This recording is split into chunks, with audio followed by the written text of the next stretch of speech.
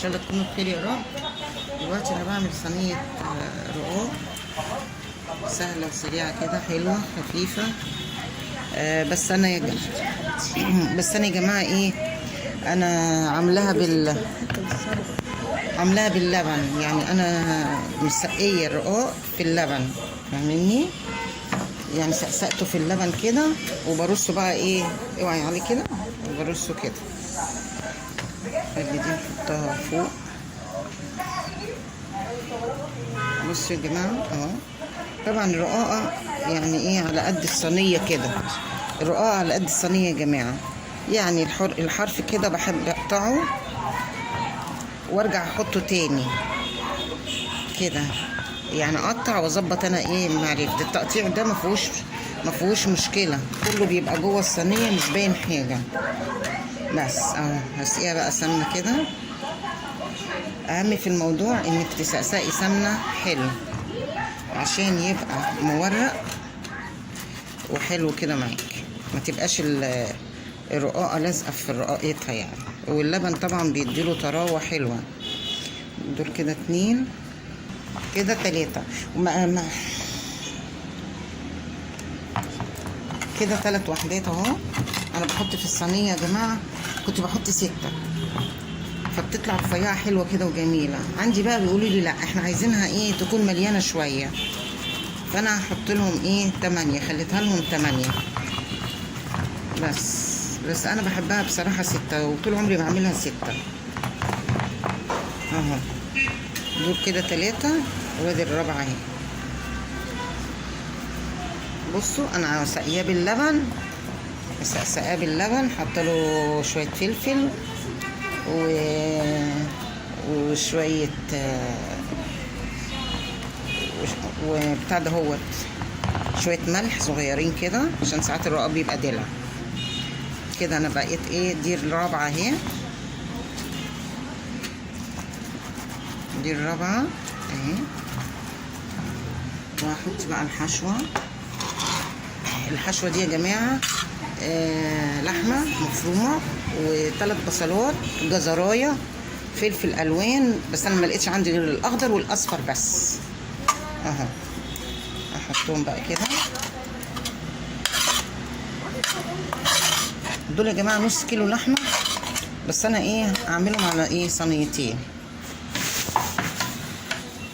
بس اهو. بصوا اعملها على صينيتين.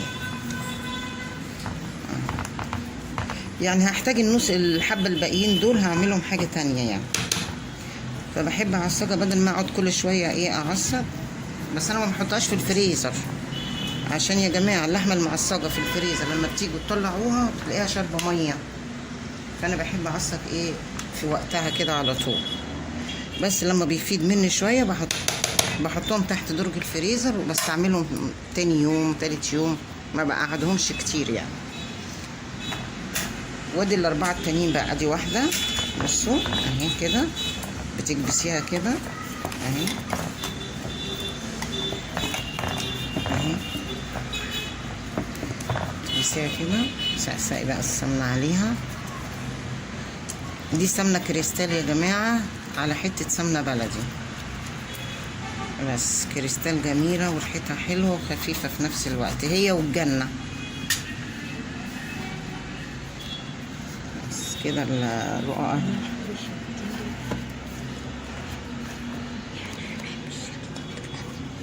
انا بحب السمنه الكريستال قوي، هي والجنه حلوين ريحتهم جميله.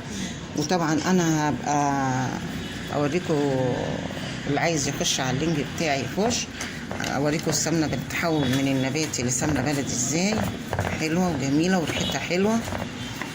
هبقى اديكم اللينك بتاعي، ابعتولي بس في الكومنتات وانا اقول لكم.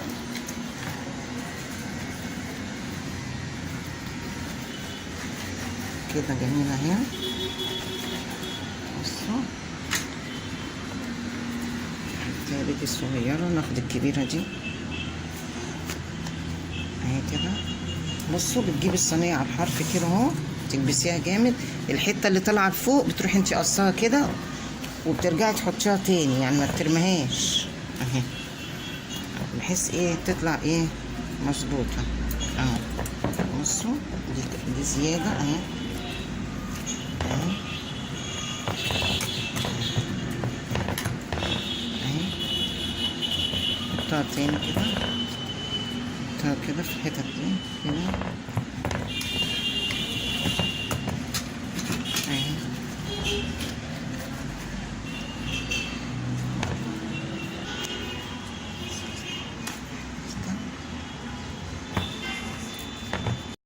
اخر واحدة لازم تكون متظبطة من فوق حلو اهو. نزلها لتحت كده الحروف كده اهي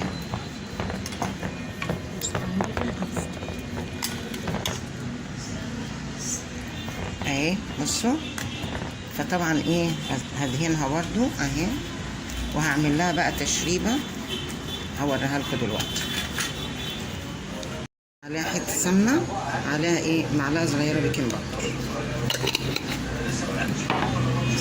نقلبها كده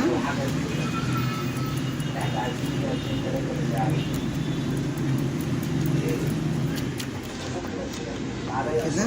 بصوا فرت ازاي، وهسقيها بقى للرقاقة كده،